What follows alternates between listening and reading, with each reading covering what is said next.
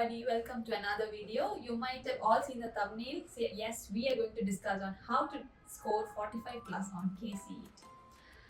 So I know I'm talking to a huge range of audience now. Some of you might have started long back, some of you might have started just few months back, some of you might not have even started preparation.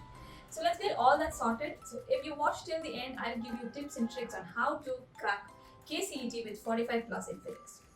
So let's start by understanding on how much percentage of marks come from your first and second PUC. So in your first PUC, usually we get questions from a range of 15 to 20 marks.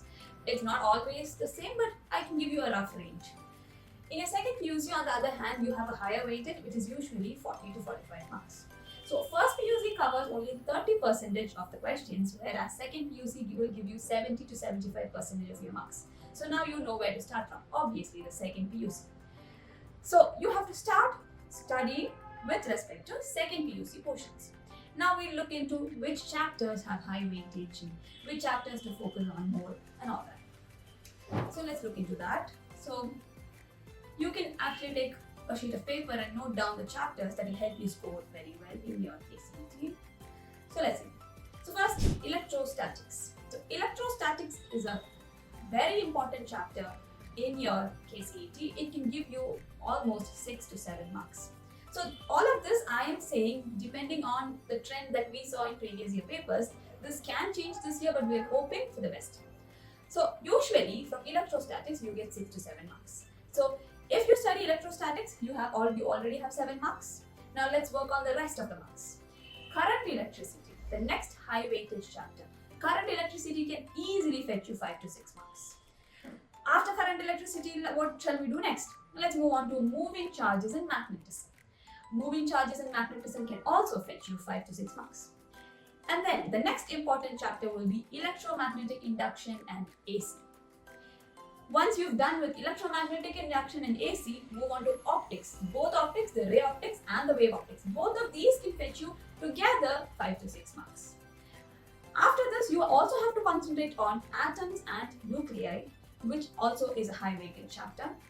And there is one easy chapter that can fetch you 5 to 6 marks, which is semiconductor electronics. So semiconductors is a chapter that is easy for most of you. I can't say all, but for most students, it's a very comfortable chapter that you can easily understand. So make sure you never skip that chapter. That chapter can also give you 3 to 4 marks. But since it's an easy chapter, it's worth studying that as well. Now, another tip that I would give you is, since I've given you these chapters, you have to study all of these chapters freely. See, I told you in electrostatics you get 6 to 7 marks, but I can't tell you from where in electrostatics you will get these marks. So make sure you study the whole chapter. So every time you sit for a chapter, you have to make sure you study the whole chapter. You can't skip portions in between, because we're already strategizing and studying the high weighted chapters first and then moving on to the low weightage ones. So you can't strategize even further and skip portions in chapters. You have to make sure you study everything in a single chapter. So imagine for electrostatics, whenever you study chapters in physics, the main thing is knowing your formulas. So one common mistake I see in students is they by heart formulas, but they don't know where to apply them. That is not going to that is not going to help you in KCET. In KCET, you will have questions where you need to apply formulas. It is not going to be as difficult as your JEE and other entrance exams. It's more of, if you know your NCERT well, you can easily crack KCET. So you have to know where to apply what. So when you have to make a formula sheet for yourself. So I want all of you, whenever you're studying a chapter, you have to write down the important formulas in that particular chapter. Okay, so I will give you a formula sheet. In every chapter we do, I will give you formula sheets. But even if you have a printed version of the formula sheet, you have to write it down. See, there's something called as muscle memory. So sometimes you might forget formulas, but if you've written and practiced, you will remember them better. So you also have to know where to apply these formulas. So in the coming classes, we will discuss all that. So if you follow my classes, I can guarantee you will get 45 plus in KCET, because I have looked through past year papers. I've made question sets that will help you understand and solve questions easily. So every time we solve a question, we should make sure you understand the concept behind the question, because you will not get the same question for your exam, but you will get a similar question. So to solve that similar question, you need to understand on what we've done. Okay, I am not going to scare you. It's not that difficult to score 45 plus on KCET. I can assure you that. Okay, and I'll be there to support you throughout for the next few days. And I want all of you to study systematically. Okay, even if you have not started till now, from now, I want all of you to focus, strategize, and study properly.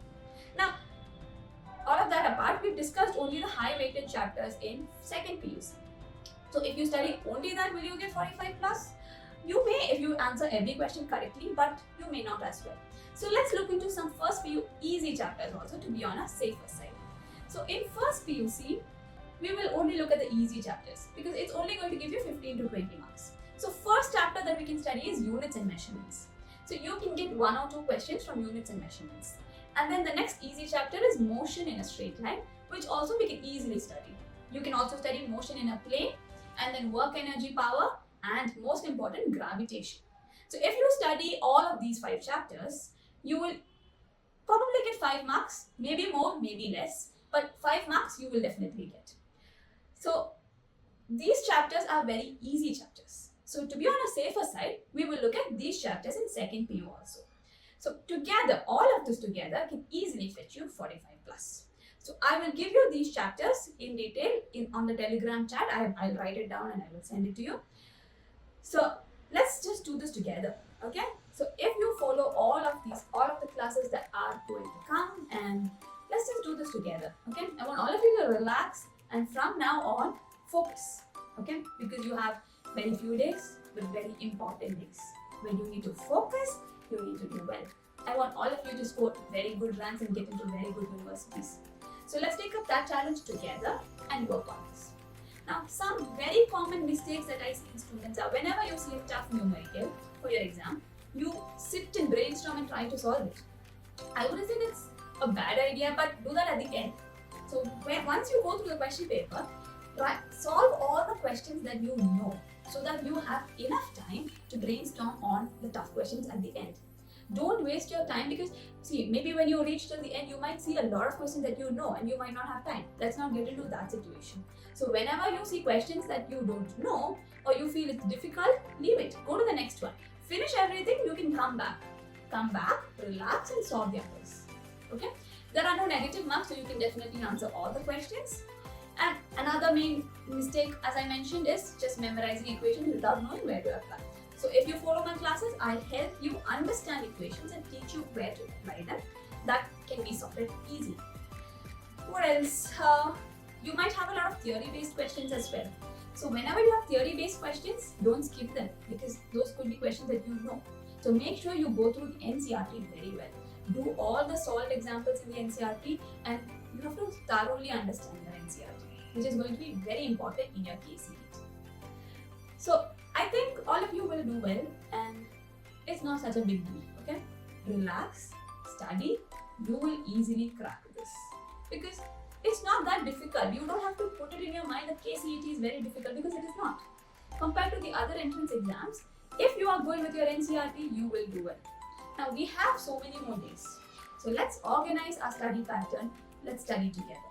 So I believe you're all there with me in this. So together, let's all score wonderful ranks and do well in KCET physics. All the best to all of you, and I want all of you to practice.